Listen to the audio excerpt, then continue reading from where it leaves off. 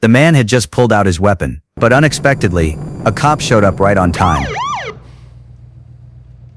The man instantly panicked, yet he pretended to stay calm and rolled down the window. He smiled and chatted with the officer while tightly gripping his rifle. Luckily, it was just a false alarm. The cop only told him that parking wasn't allowed here, asked him to move along, and then left. As soon as the officer was gone, Jack collapsed in his seat, trembling with fear. But after that brief relief, he grew even more nervous, because right now he was waiting for his teammates to come out of the bank. Soon a blue smoke grenade rolled down the stairs. That strange sight immediately drew a patrol officer to check it out. Staring at the chaotic crowd, Jack nervously put on his mask. Meanwhile, the patrol officer stepped straight into the unknown smoke. With a few bursts of gunfire, the officer fell inside the haze. Two ruthless robbers emerged from the smoke like demons. While all the cops were distracted by the smoke, Jack jumped out of the car, ready to ambush the officers from behind. But maybe out of some lingering conscience, though Jack raised his gun and aimed, he never fired a single shot. In the chaos, his partners didn't notice anything unusual. After taking out all the patrolmen, they quickly got into the car, ready to flee the scene. But the police, enraged by the loss of their comrades, would never let them escape so easily.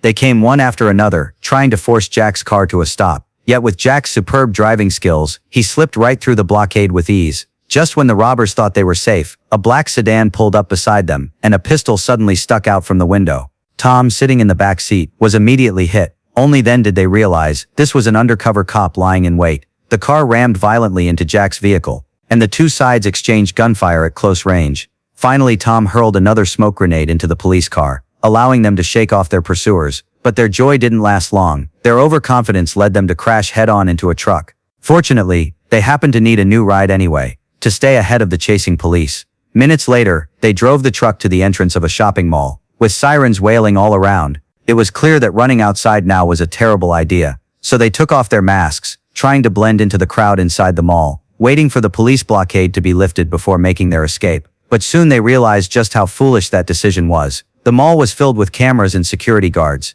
Their faces would be fully exposed on the surveillance footage. And even worse, Tom's blood trail quickly caught the guards' attention. Seeing the guards calling for backup, the robbers instantly drew their weapons, ready for a shootout. At that moment, Jack pulled out his gun and fired into the air. The deafening gunshots threw the entire mall into panic. Taking advantage of the chaos, his partners slipped away into the basement. To ensure their escape, they took two hostages. But soon the responding police made it clear they wouldn't back down. The situation instantly turned into a tense standoff. Now the question is, what solution can Jack possibly come up with to break this deadlock and end this string of accidents in their heist?